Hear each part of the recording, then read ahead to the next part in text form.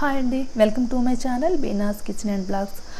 మేము తొలి ఏకాదశి రోజు 3 ఆలయాలకి వెళ్ళాము అని చెప్పాను కదా. అందులో 2 అయితే చూపించాను. ఇంకా చివరిది కార్వేటి నగరం వెళ్తున్నాము. లంచ్ చేద్దామని ఒక రెస్టారెంట్కి అయితే వెళ్ళాము, కానీ అక్కడ వెజ్ మీల్స్ అయితే లేదు.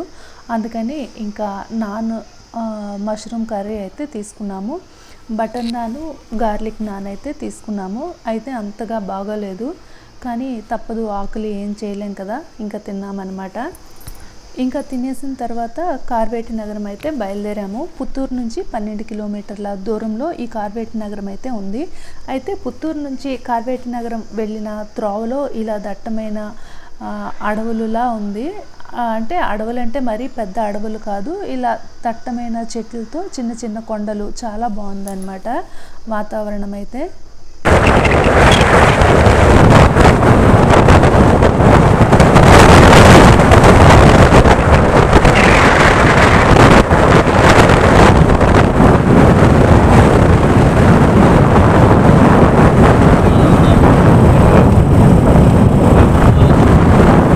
అయితే వేణుగోపాల స్వామి ఆలయానికైతే వచ్చేసాము. ఆంధ్రప్రదేశ్లో చిత్తూరు జిల్లాలోని కార్వేటి నగరంలో ఉన్న వైష్ణవ ఆలయమే శ్రీ వేణుగోపాల స్వామి ఆలయం.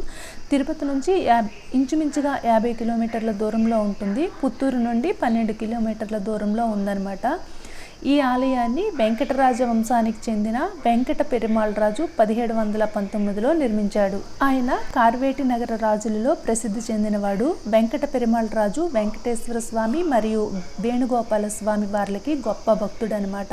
1717లో కార్వేటి నగరం పట్టణాన్ని కూడా ఆయనే నిర్మించాడు.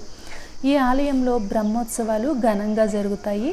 శేష, హంస, సింహ, కల్పవృక్ష, గరుడ, హనుమ, గజ, సూర్య, చంద్రప్రభ మరియు అశ్వ వంటి వివిధ వాహనాలపై స్వామివారిని ఊరేగింపుగా తీసుకువెళ్తారు. గరుడోత్సవం ఆలయ బ్రహ్మోత్సవాల్లో ప్రధాన స్థానాన్ని పొందుతుంది.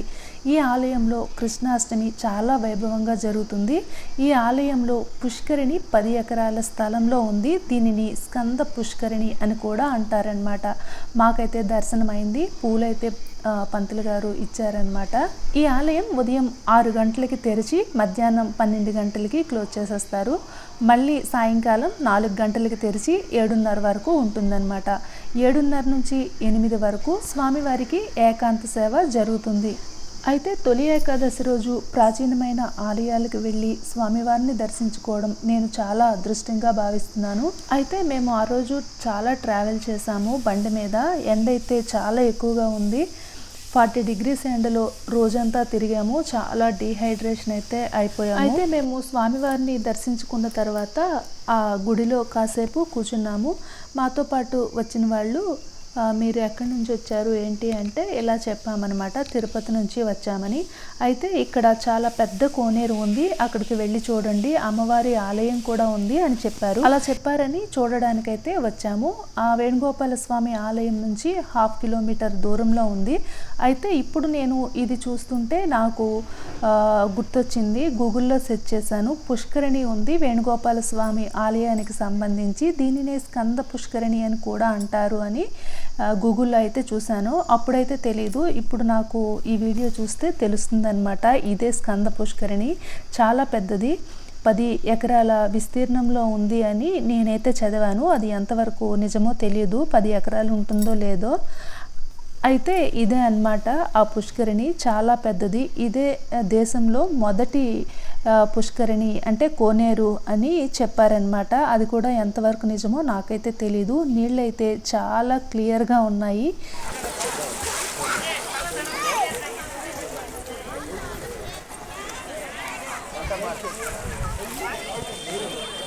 రిటర్న్ వచ్చేస్తూ ఉంటే ఇక్కడ కార్వేటి నగరం అని చిన్నపిల్లలకి పార్క్ అయితే ఉంది, ఒకసారి చూద్దామని అయితే వెళ్ళాము. అయితే అక్కడ టికెట్ 20 రూపాయలు అయితే మనిషికి తీసుకున్నారు. ఇక్కడ ఏమైనా స్పెషల్ ఉందా, చూడడానికి ఏమైనా ఉందా అని టికెట్ తీసుకున్న ఆయనకి అడిగితే ఉంది, లోపలికి వెళ్ళండి, ఒక పెద్ద చెరువులా ఉంటుంది, అందులో ఫ్లోటింగ్ బ్రిడ్జ్ ఉంది అన్నారు. అక్కడికైతే వెళ్తున్నాము. జనాలు అయితే ఎవరూ లేరు, మొత్తం అడవిలా ఉందన్నమాట. మేము వెళ్తుంటే మా వెనక్కి ఇంకో ఫ్యామిలీ అయితే వచ్చారు, 4 మెంబర్స్. ఇంకా ఎవ్వరూ లేరనమాట. అయితే ఫ్లోటింగ్ బ్రిడ్జ్ దగ్గరికి అయితే వెళ్తున్నాము. ఈ నేనైతే ఏంటో అనుకున్నాను, చూసేసరికి ఇదే అనమాట. అయితే చెరువు చాలా లోతుగా ఉంది, దానిపైన ఇలా ప్లాస్టిక్ చిన్న ఒక వేళ ఉంది అంతే అనమాట. అయితే మా వారు మా అమ్మాయి ఆగిపోయారు. నేను వీడియో కోసమైనా తీద్దామని కొంచెం ధైర్యం చేసి వెళ్తున్నా అనమాట. నేను వెళ్తుంటే రాలేదు మా వారు మా పెద్దమ్మాయి. నేను వెళ్ళి ఆ చివరికి వెళ్ళిన తర్వాత నిదానంగా భయపడుతూ వస్తున్నారనమాట. అంత భయం. అయితే కొంచెం లోతుగానే ఉందిలేండి, బాగా లోతుగా డీప్గా ఉంది, చూస్తేనే కనిపిస్తుంది. అయితే చెరువంతా తామర ఆకులు, తామర పువ్వులు అంటారా కలువ పూలు అంటారా నాకైతే క్లారిటీ తెలియట్లేదు. తామర పూలు కలువ పూలు అన్న ఒకటేనా? ఎవరికైనా తెలిస్తే కామెంట్ చేయండి. నాకైతే ఈ రెండింటికి ఎప్పుడు కన్ఫ్యూజే, తామర పువ్వు కలువ పువ్వు వేరా లేదా రెండు ఒకటా అని. అయితే చూస్తున్నారు కదా, చాలా భయపడుతూ వస్తున్నారనమాట. అయితే చూడడానికి అయితే చాలా బాగుంది. చెరువు నిండా కలువ పూలు, అదే తామర పూలు, ఆ రెండిట్లో ఏమంటారో నాకు తెలీదు.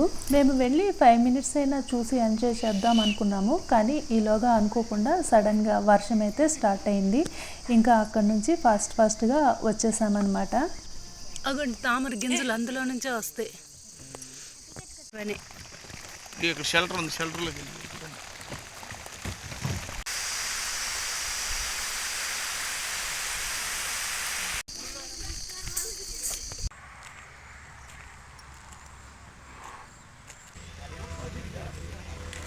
అడవుల మధ్యలో పార్క్ చాలా బాగుంది. ఫ్లోటింగ్ బ్రిడ్జ్ కూడా బాగుంది, పిల్లలు ఆడుకోవడానికి. ఇది ఒక చిన్న పార్క్, ఇది కూడా బాగుంది. ఎందుకంటే అడవులకి మధ్యలో అన్నమాట, ఒక డిఫరెంట్ వాతావరణం, చుట్టూ అడవులే, మధ్యలో పార్క్. పక్కనే రోడ్డు ఉందిలేండి, కార్వేటి నగరం పార్క్ అన్నమాట. ఇది రోడ్డు. అయితే అక్కడ కనిపిస్తుంది కదా, ఆ ఉయ్యాలైతే ఎక్కాలని అనిపించింది. ఎప్పుడు నాకు అలా అనిపించదు, కానీ ఎందుకో ఆ రోజు ఎక్కాలనిపించింది. వాళ్ళు దిగితే మేము ఎక్కుదామని అనుకున్నాము, నేను మా పెద్ద అమ్మాయి. కానీ వాళ్ళ పాప అసలు దిగట్లేదు. మరెందుకు అని ఆయన మీరు ఎక్కండి ఇంకా ఊపుతాను అన్నారనమాట. అయితే చాలా గట్టిగా ఊపారు. నేనైతే చాలా పెద్ద కేకలు అయితే పెట్టాను, భయం అనిపించింది. ఇంకా వెంటనే దిగిపోయాను అనమాట. ఇంకా రిటర్న్ వెళ్ళిపోతున్నాము. ఈవినింగ్ 4 అయింది, కాఫీ తాగడానికని ఆగాము. అయితే ఆ రోజు ఎండ విపరీతంగా తగిలింది, మా ఫేసులు అయితే మొత్తం మారిపోయాయి.